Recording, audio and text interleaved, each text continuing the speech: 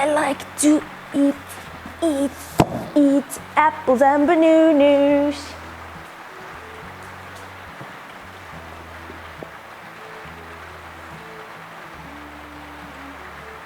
Hello friends, as you can see, I am very busy this morning.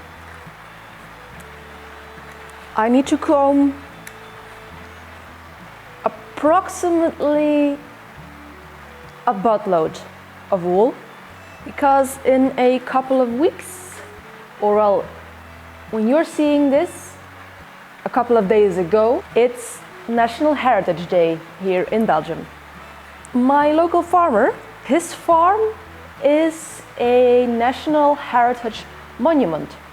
So he asked me for Heritage Day to come to his farm and spin the wool of his sheep, which are also a heritage breed of sheep.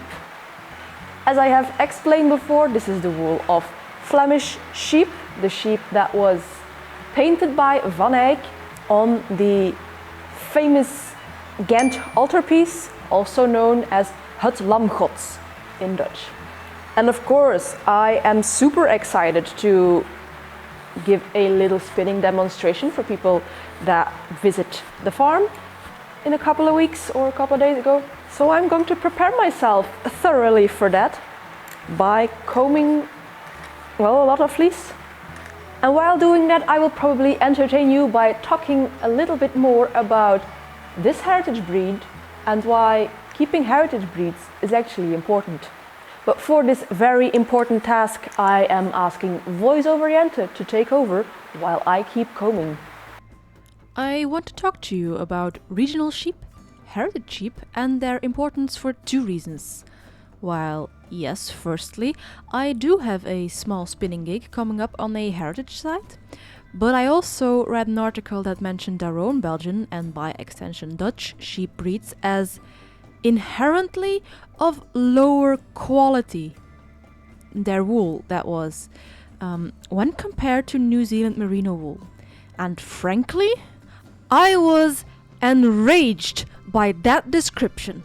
It is no secret that Flemish sheep and their wool have my whole heart. Their white wool is long, wavy, silky and slightly curly at the ends.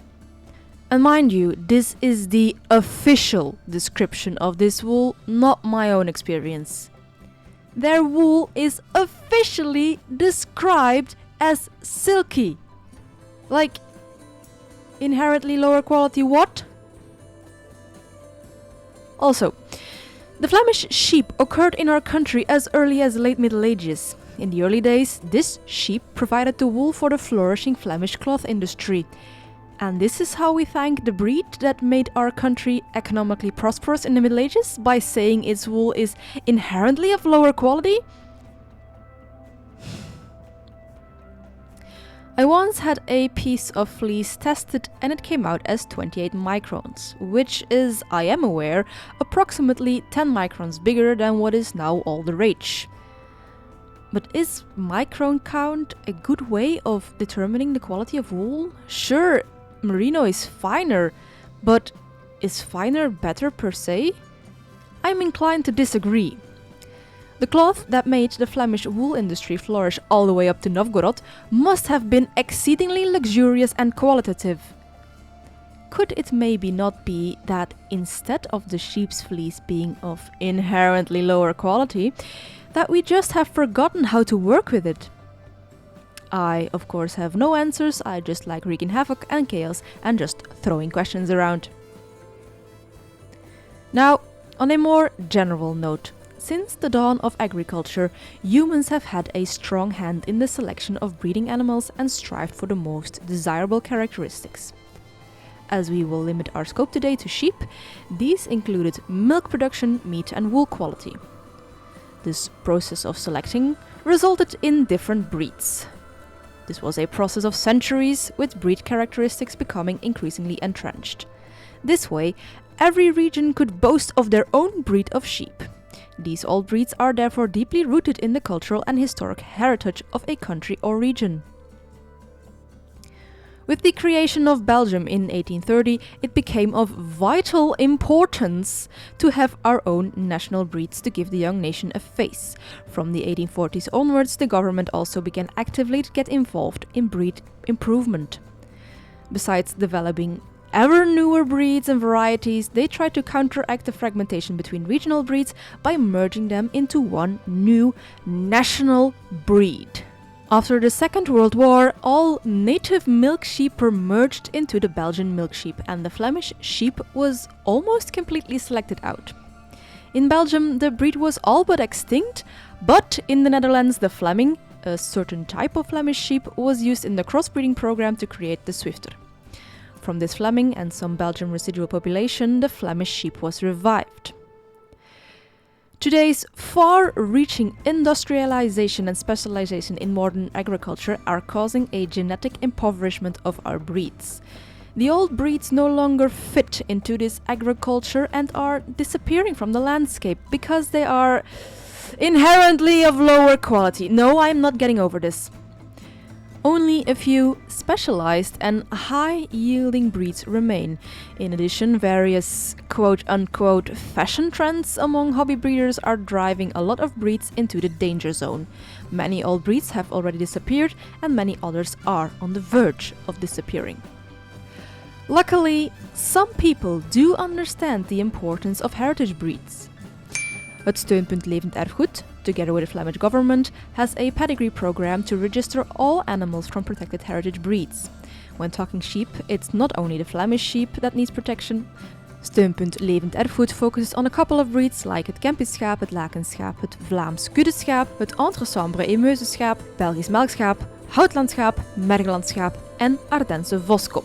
The Flemish government also subsidizes farmers that keep these heritage breeds in herds of at least 20. I know that my channel is small and my impact is limited, but I do hope I can convince at least some of you to look into your local sheep breeds.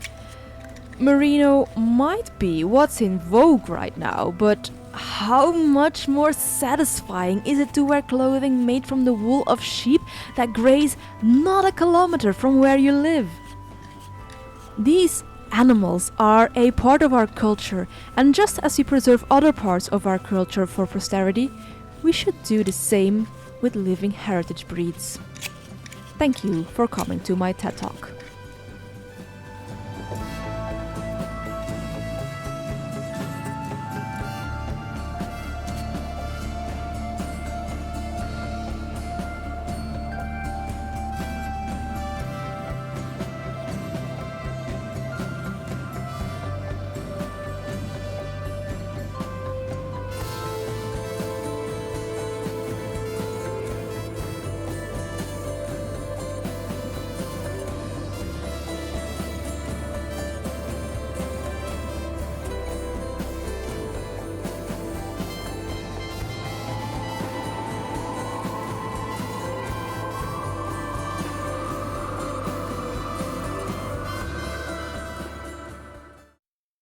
Okay friends, it is the night before and I have been able to fit everything I wanted to fit into the trunk of my car. I have got Christine, the wheel I will be spinning on because she looks most like the most traditional wheel everybody will recognize. I've got Rachel with me as well for if there are some people in the audience that want to try and spin for a bit. I've got my combed wool, my uncombed wool, I've got my combs to comb more wool, I've got my cards to explain the difference between them if people are interested. So now the only thing that I still need to get this show on the road is to take you guys with me. And then I will see you tomorrow at our heritage site. Welcome friends to the Tuiltermolen. As early as 1083, mention was made of this mill, which was then a band mill of the Counts of Loon. In 1213 it was donated to Herkerode Abbey by Count Louis II of Loon. In 1797 the abbey was dissolved because, well, the French Revolution tends to do that to abbeys, and the mill was sold off. The abbey then housed a wool spinning mill, which after a fire was transferred to the Teltermolen, so of course I am very happy to be able to bring spinning back to this place. And after 1826 the mill started operating to provide the raw materials for tanning leather. So yeah, a fiber arts history rich place. The mill stopped working in 1882, thus the water wheel and inner workings disappeared, and the present complex is now used as a farm and dates mainly from 1784. A heritage site indeed.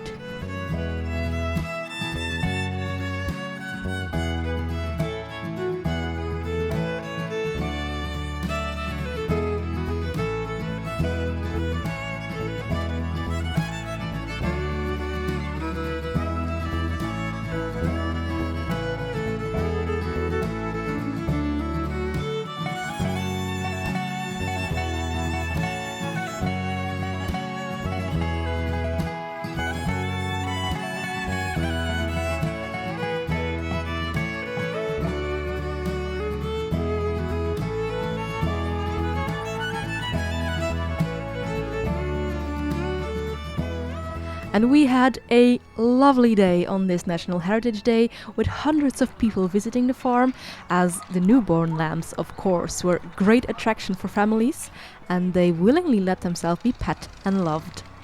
Chickens roamed freely, and the draft horse showed its immense strength.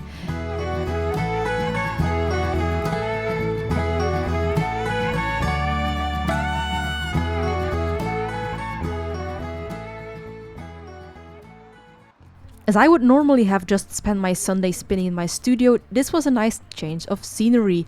All the smiling faces and farm animals around brought a very joyful atmosphere.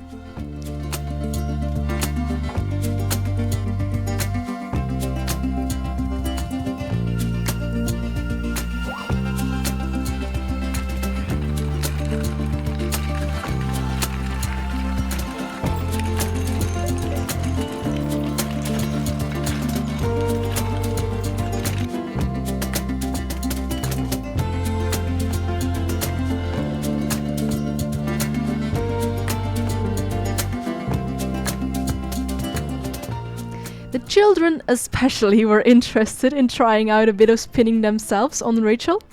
And I must say, some of them were absolute talents. I hope I got to give them a bit of a spark for fiber arts, and I hope the flame may burn in their hearts forever or be rekindled when they're a little bit older. It must be said that farm animals, and especially, of course, who would have guessed, sheep, make me so happy. They make my day, and seeing these lambs is absolutely heartwarming. And you know, the little lamb with the wavy fleece, farmer told me that it's wavy because actually some generations ago the Fleming you see here was crossbreeded with the merino, and whenever they have these wavy fleeces, that's the merino coming out. I know the irony of pointing this out after having watched the first half of my video.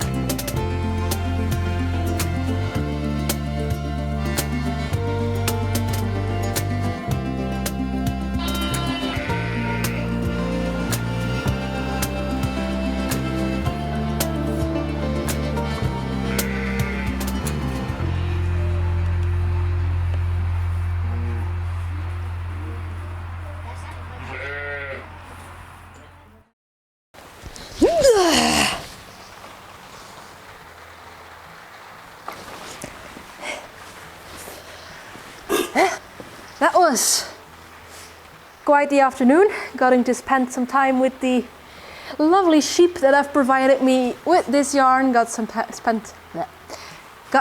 to spend with lovely people who were very interested in what I'm doing. Got to spend some time with some of you as well, which was amazing. Yeah. Rachel has a very, very muddy treadle now from all the children's feet. She was quite the attraction. I hope I got to enchant some people with the absolute wonder that is local wool and spinning with local wool, because most asked question, of course, was, but doesn't it itch? Until I gave them a skein and they were like, oh no, this is actually rather soft. Mission accomplished, I hope. I feel so satisfied today. I got to share my passion with so many people. I mean, I get to do that every week. I get to share it with you, which is also an insane amount. 1,500 people. But it was really nice to see people face to face when sharing my passion, especially also children, because the children were very entranced and they were like, oh, it's like in Rumpelstiltskin and in Sleeping Beauty. Oh my God, I'm so in love with this wool. That's all I have to say. I got nothing else to say. I'm in love with wool, ladies and gentlemen, newsflash. Anyway, I do hope you enjoyed this, well, dichotomy of a video, which first part was me ranting about stuff, second part was me gushing about stuff. And in any case, if you like these fiber shenanigans, then maybe you can like, comment or subscribe, but of course that's all up to you. And as for me, I will see you in the next video, or maybe on the live spinning event. Bye!